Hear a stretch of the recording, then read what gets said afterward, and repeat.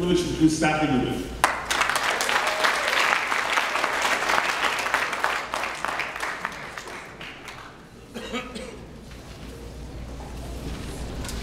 Our teacher, Mr. Fedowitz, he likes to tell a story. Woo! He likes to tell a story of on their exams in university, they were able to take in a cue card with whatever equations and helpful tips they wanted. He likes telling about this one girl who took it in a cue card with only one equation written on it. And from that equation, the entire course and I guess all the material on the exams will be able to be derived. Now, you're kind of lucky because I was able to reduce my entire speech to one sentence where you can derive it all from there. I wish.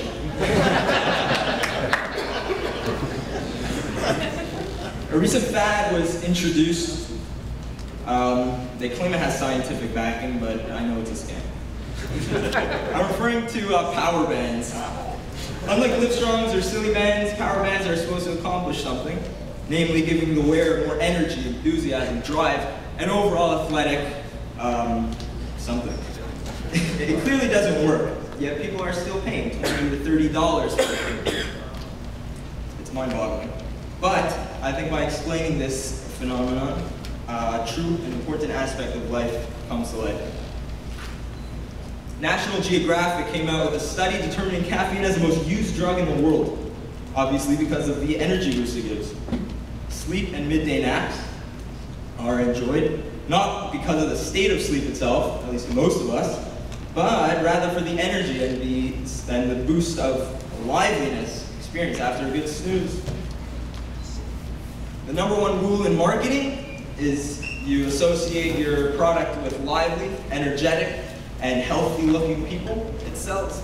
If you don't, it doesn't. There seems to be a natural tendency towards power, energy, and this feeling alive. And I think this is what consciously, if not subconsciously, drives the power band fad. Thanks to Robert Joshua's written assignments, I was privileged to a schmooze given by Noah Weinberg himself. He says that pleasure is what motivates and drives people, energizes them. Now, he goes on, there are counterfeit, there are genuine pleasures, there are 5 classes of pleasures in ascending order of how much pleasure they give you. It's well worth hearing. However, he continues that maximum pleasure one can get, genuinely, is knowledge of God and knowledge of the reason one was created. This is illustrated by the first of the Shisha mitzvos, Tamidios, the 6 constant mitzvos. Know God. We had a hush of a speaker come. I can't remember his name. I can't remember his name. He says that by knowing God, he explains that this mitzvah, by knowing God, it motivates us. By knowing what we're created for, what our goal in life is, it motivates us and it drives us to reach those goals and to fulfill those aspirations. That is why I think, even if power bands don't really work, they can at least act as reminders that you need to be energized, motivated, aspirational, and alive in order to fulfill your intended purpose. And in imbuing these traits and emitting an aura of the aforementioned qualities, I think that's where Darvik gets it right, that's where Darvik got it right.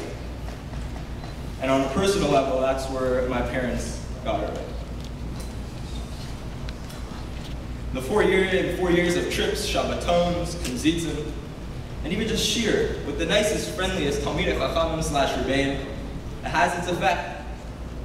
A hard day until 3 o'clock, being able to walk into funny, chilled teachers, knowledgeable teachers who are willing to just sit back, have a piece of cake, even make personalized workouts for God. It rubs off on you. Being in the same building, even if you don't see Jeff every day, has its impact.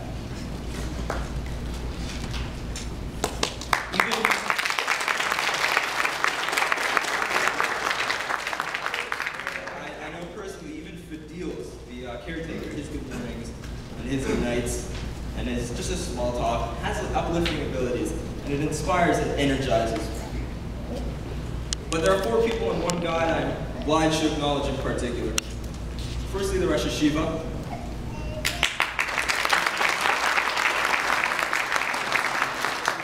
Teaches English courses, gives shiurim all over Toronto, not to mention a 10th grade shiur in Darche, which is definitely no small feat.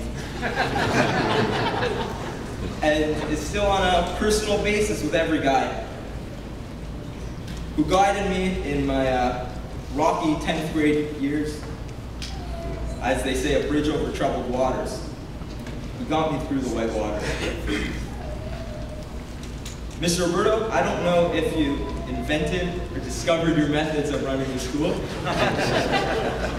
but I assure you that we can both agree it's original and it can't be done better.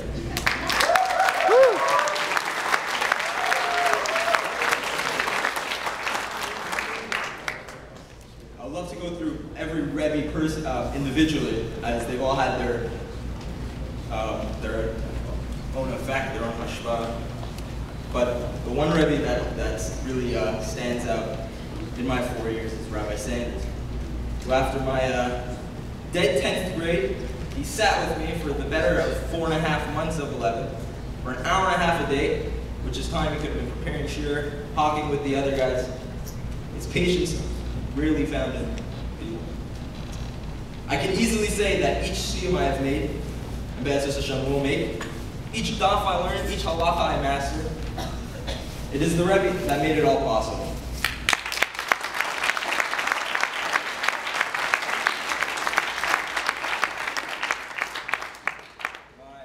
My parents, who have guided me so well, have given me everything throughout my life.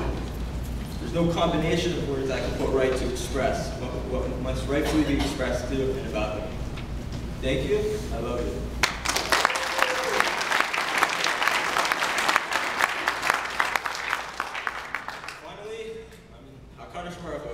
God, every week we say, Yilufinu mali shir kayam, Yilashonenu rimon kamon regalav, Vesubsosenu shalach kemercham yokia. Ein anachnu maspeaking lahodos l'cha, Uvarech Hashemecha, al achas me'elef alfi alafa, Ribe rebavos pa'amim, hatovos, she'asisa im avosenu v'imanu. What can I possibly add? I'll end off that the energy infused within me and my peers alike, the wave of inspiration and power should crash upon the shores of tomorrow, should drive us to become successful people, because motivation is what makes you a successful person. And with that, I conclude that, guys, although learning Torah never ends, congratulations, Kedarka Torah is now over.